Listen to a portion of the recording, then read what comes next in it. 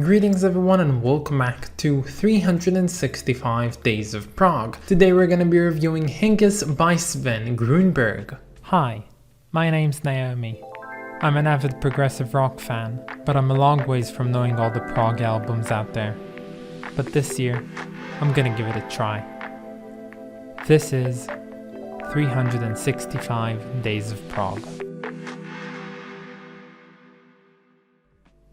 So I'm gonna do something a bit different this time. The favorite bits I've readied for you all are technically my favorite bits, but I mostly chose them not because I had a fantastic time listening to these bits, but because I really want to get you all to know and get a feeling of what this album is, because it's gonna be very important for the rest of this review. So anyway, here are some of my technically favorite bits from this album.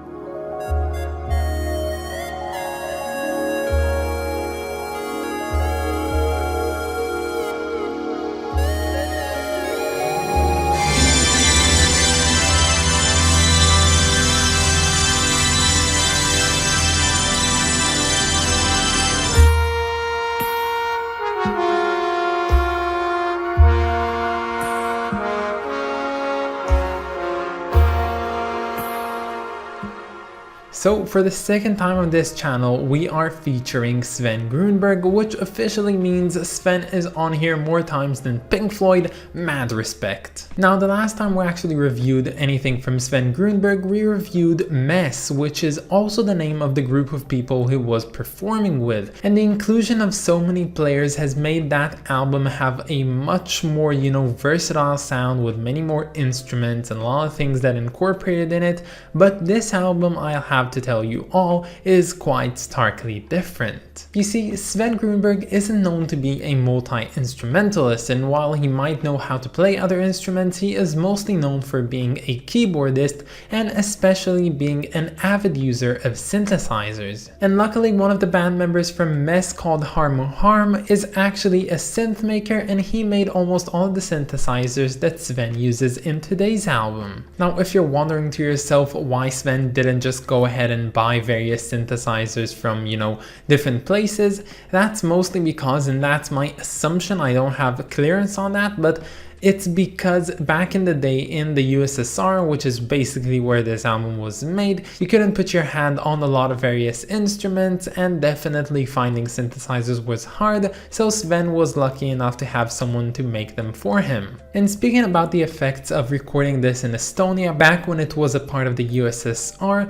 that led to many things being quite odd and disorganized with Sven's discography. This album was actually made at the end of the 70s, but would only see light in 1981 when Sven would actually sign a contract with a German record company who would release his work. Because back then in Soviet Russia, they didn't really quite look fondly towards Sven's music, and nobody really would go ahead and publish it. And unfortunately, upon release, this album didn't really see any major success, and throughout the times it has basically turned into some sort of a hidden gem in prog, and that is to say, prog wouldn't probably be the best description for this album. You see, this album features mostly very sort of psychedelic electronic space rock, if you can even say that rock is a part of it. It only features Sven on the synthesizers with some very slight percussion. An album made out of 99% synthesizers, how could that even work?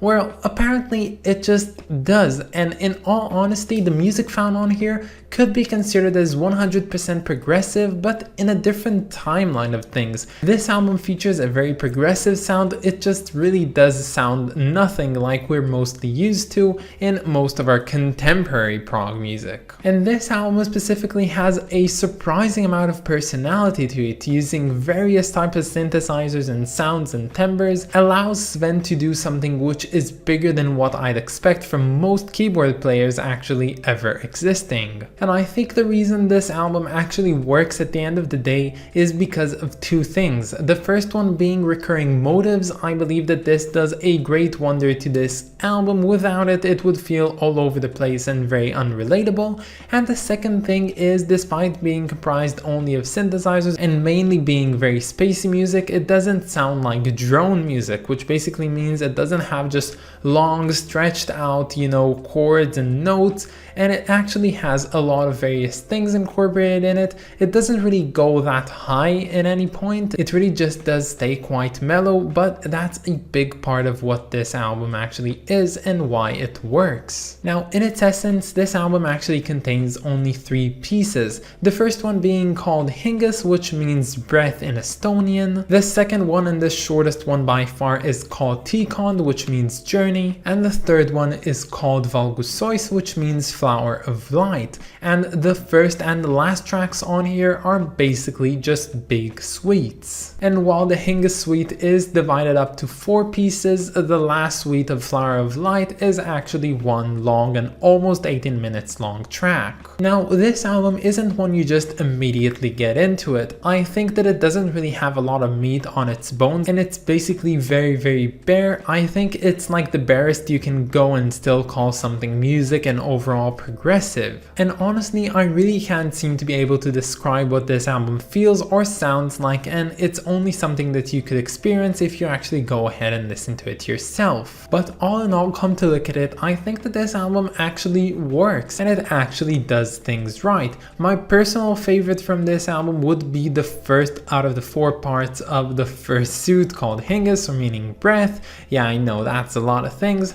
Basically, the beginning of this album, I think it's the more concise one, and it really does sound quite lovely. But all in all, I would say that the Breath suite is actually better than the Flower of Light suite. And this album probably is the quintessential Sven Grünberg album, featuring him and what he knows how to do best, which is just go all over the place on his synthesizers and create amazing sound landscapes. And Sven, being a big follower and advocate for Buddhism, really does imply a lot about this album, and you can start to understand why this music was actually created. I can see a lot of this one being used as a form of meditative sonic experience music, which would really go well with the entire looking into yourself, getting into the space of oneself and just floating away in a meditation. And luckily for me, I listened to this album an hour after I woke up, so I was well energized, because if I was even slightly tired when listening to this one, I would probably have promptly fallen asleep.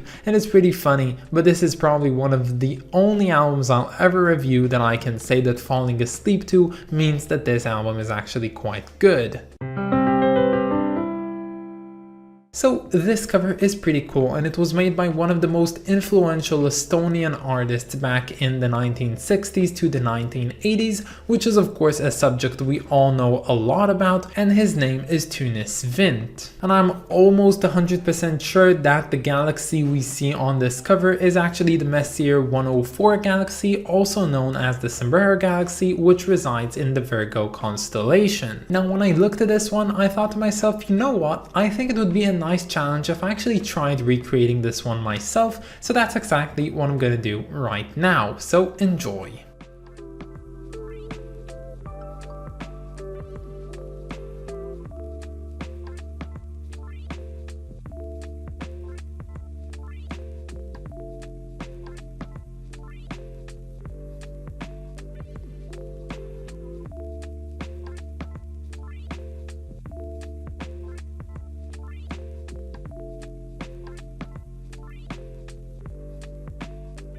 So this album is a fine piece of some really hard to get into music, but not like metal. This is something completely different, and I think it's getting a very comfortable 7 out of 10. But that's about it, guys. I hope that you enjoyed this video, and stay tuned for tomorrow because we're going to be listening to Stained Glass Stories by the band Cathedral. I of course want to thank my lovely supporter over on Patreon, so thank you so much to Clay Walnum. You are the best. And if any of you want to support me over on Patreon, you can find the link down in the description or in my about page. But that's about it, guys. Have a wonderful day, and I'll catch you all tomorrow.